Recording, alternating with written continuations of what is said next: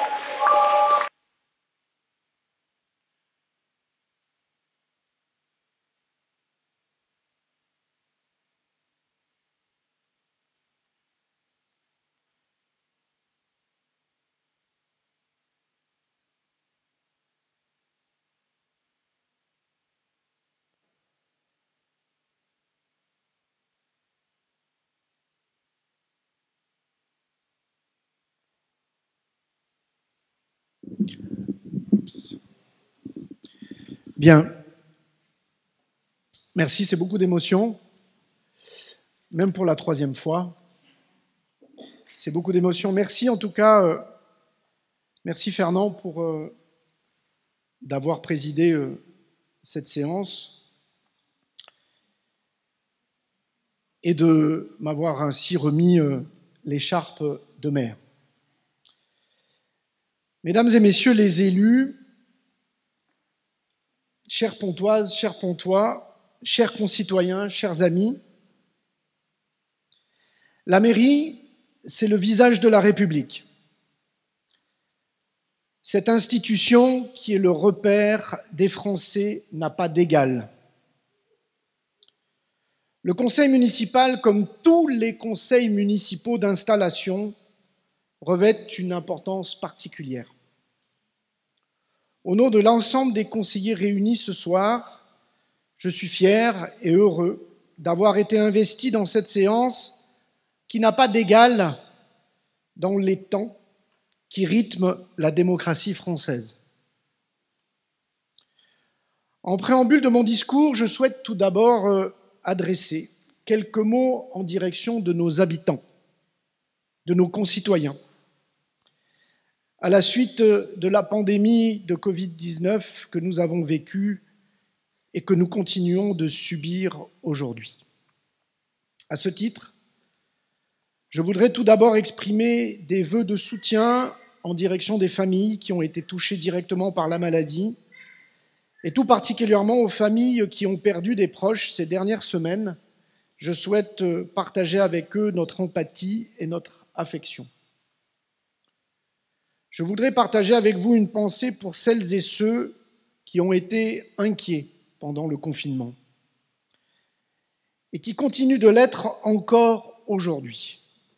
Je sais combien cette période a été non seulement contraignante, mais aussi très dure à supporter psychologiquement pour bon nombre de nos concitoyens qui, parfois âgés, se sont retrouvés isolés, loin de leur famille, cloîtrés dans la solitude et dans la peur. Je voudrais que l'on ait une pensée pour les soignants, les médecins, les infirmiers, les aides-soignants, celles et ceux qui, à Pont-de-Claix et partout en France, ont été aux côtés des familles touchées par la maladie, touchées parfois durement et gravement. Partageons ensemble une pensée pour les personnels de la ville et du Centre communal d'action sociale. Qu'il s'agisse des personnels soignants ou travaillant dans l'accompagnement, à l'EHPAD, mais aussi au service... Non, il ne faut pas être désolé quand un enfant pleure, jamais. Mais aussi au sein du service de soutien d'aide à domicile de la commune. Face à cette crise sanitaire inédite, ils n'ont pas failli à aucun instant. Au nom du conseil municipal, mais aussi au nom de toutes les Pontoises et les Pontois, je souhaite leur témoigner toute notre gratitude et notre reconnaissance. Il en est de même pour nos services municipaux dans leur ensemble. Ils ont fait le maximum pour que le service public municipal continue à être garanti, dans la mesure du possible, que ce soit par le télétravail, mais aussi et surtout par les agents investis sur le terrain. Je pense à la police municipale, à nos équipes qui ont œuvré pour entretenir les espaces publics, mais aussi les personnels d'entretien sans qui nos équipements, nos bureaux, nos écoles ne pourraient pas aujourd'hui nous accueillir dans des conditions d'hygiène sanitaire suffisantes. Mesdames et messieurs, si ce jour est important pour notre démocratie, l'heure est au triste constat que cette pandémie de Covid-19 qui a fauché tant de vies et tant de victimes en France et dans le monde. Et ces ravages continuent. Nous avons naturellement dirigé nos pensées vers ces soldats de la santé et de toutes celles et ceux qui nous permettaient de rester sains et saufs chez nous. Médecins, pompiers, gendarmes, policiers, sauveteurs secouristes, caissières, caissiers, femmes de ménage, bénévoles associatifs.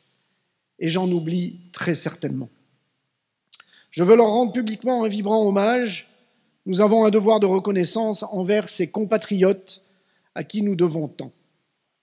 Mais je veux que nos pensées se tournent à présent vers les victimes et que nous puissions associer notre pensée en condoléances à tous les proches des trop nombreux morts du Covid-19. Après avoir évoqué cette crise sanitaire inédite, je voudrais à présent revenir au sujet qui nous rassemble ici ce soir.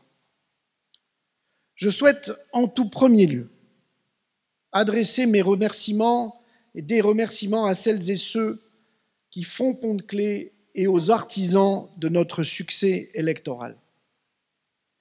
Je veux remercier l'équipe municipale sortante qui, dans sa diversité de parcours et de compétences, a donné son temps, son énergie à nos réalisations du précédent mandat.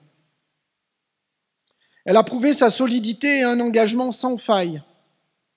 L'arrivée du tramway, la rénovation des places publiques, les politiques de solidarité, d'urbanisme, de vie associative et culturelle sont à mettre à son crédit.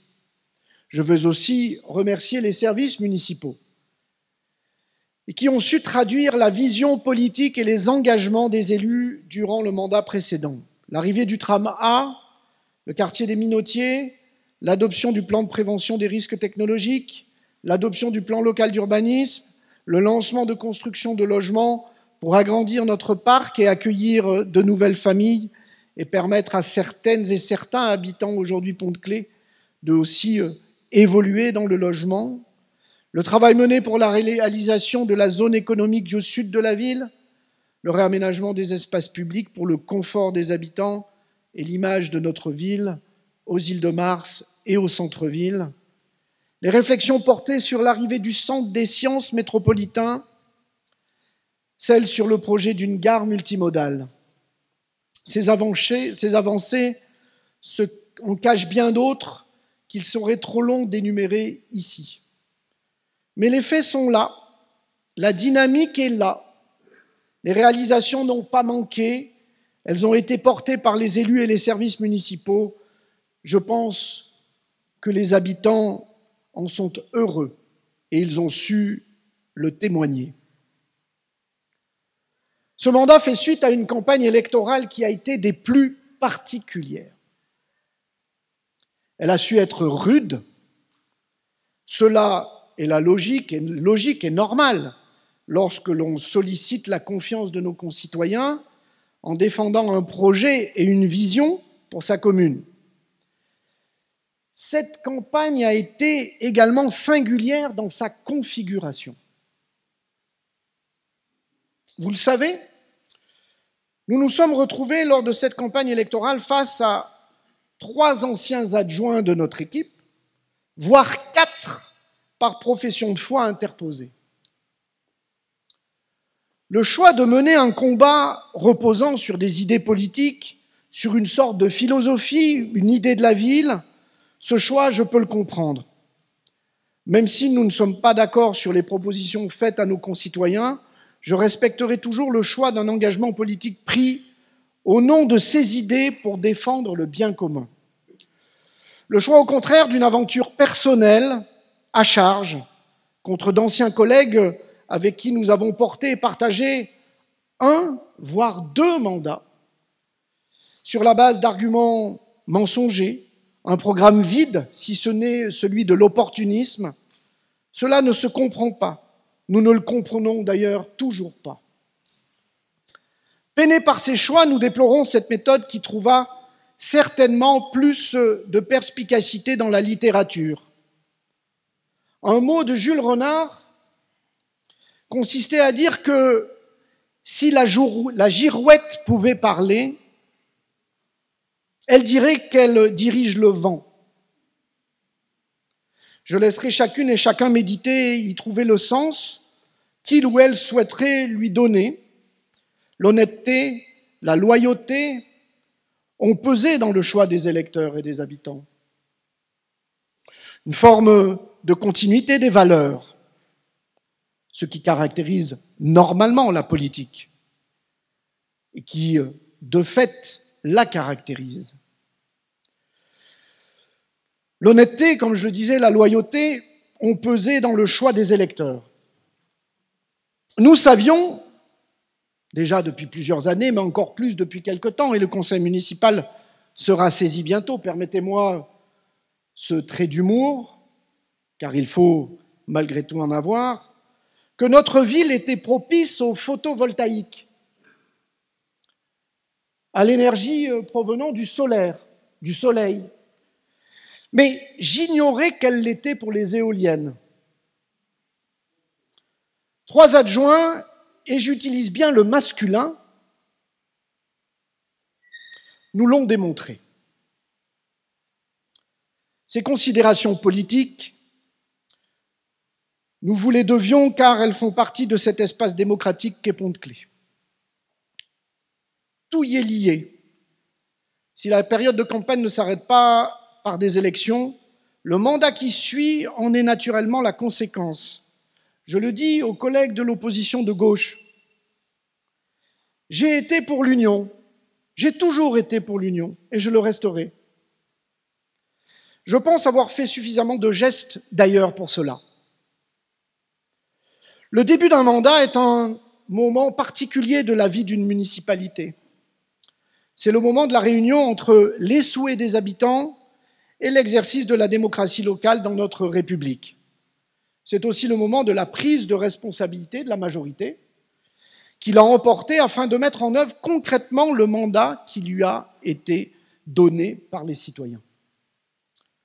Mais ce n'est pas la fin de la consultation, loin de là.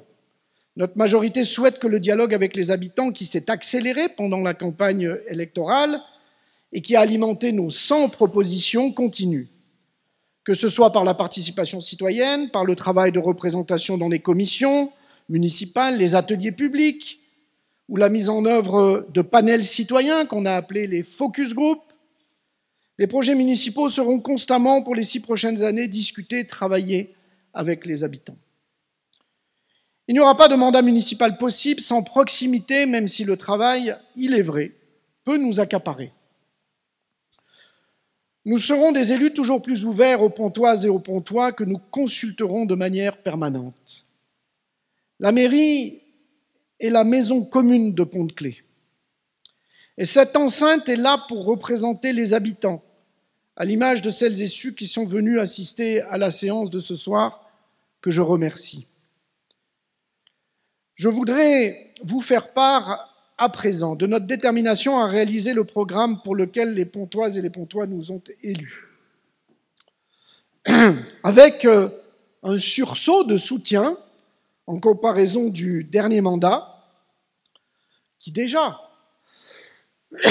disait l'adhésion d'une grande majorité des habitants à la dynamique que nous avons lancée et à notre conception du service public. Mais cette progression spectaculaire des votes de soutien à notre majorité dès le premier tour a lieu cette fois-ci, alors que l'abstention a été poussée à la hausse du fait du Covid-19. Ce constat nous renforce avec la plus grande vigueur dans l'objectif de la réalisation de nos 100 propositions qui seront rassemblées dans notre stratégie de mandat.